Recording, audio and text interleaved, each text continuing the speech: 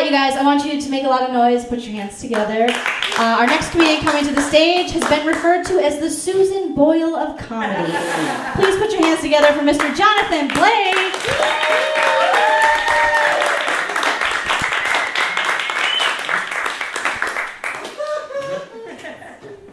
Hi. Thank you. Seeing all of you here reminds me how I was at a party once. And there was a sign that said, "The moments that make life great are the moments that take our breath away." As a former asthmatic, I took that in an entirely different way. I learned from an early age that what is excitement for some is death for me.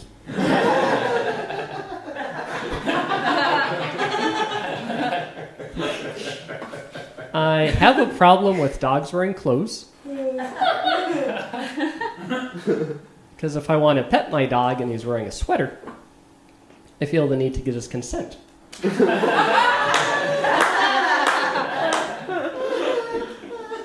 Because if I want to scratch his belly, I have to do the whole reach under thing. And it feels weird. My favorite place to buy underwear is Big Lots. Because on the package it'll say slightly imperfect.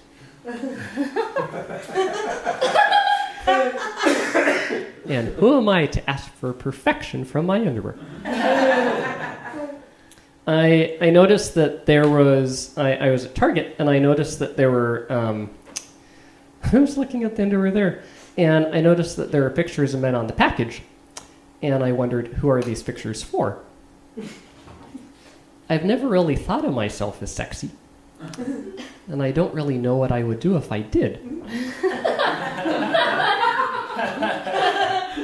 But I thought it would be fun if I were in an experiment like Flowers for Algernon, where I were to just become progressively sexier and keep a journal. And at one point, it's just no longer able to have conversations. Too much sexual tension. In high school, I went to Whittier Christian, and my senior year, I was given an award for humility,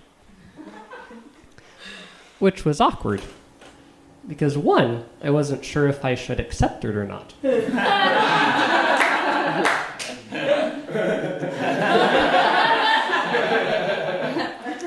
And two, it's not exactly something you can frame.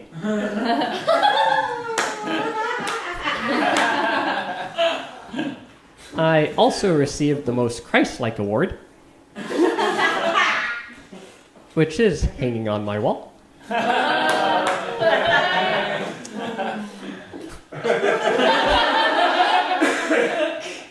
And I was voted most Christ-like in the yearbook, or actually most likely to die by the age of 33. So for a while, my life goal was to make it to 34, and I did. Thank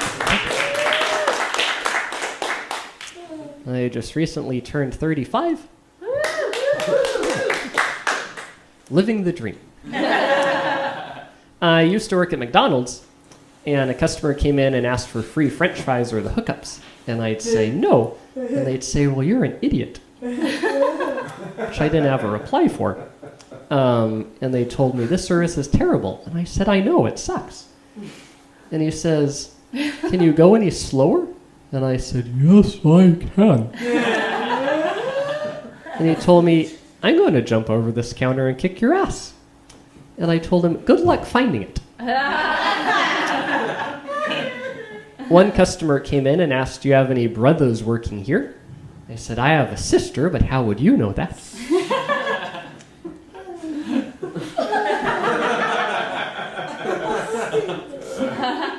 I went from McDonald's to Vaughn's, and I'd be pushing carts, and they say, "You know, if you keep doing that, you'll get big and strong." And I said, "I've been doing this for 2.5 years.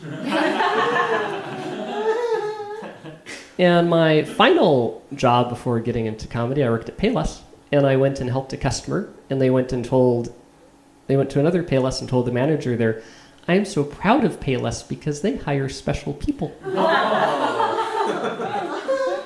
And their manager called my manager and asked, who do you have working there? And she said, well, I think all of my employees are special. And it's probably John. And that's my time. So thank you all for listening. Thank you.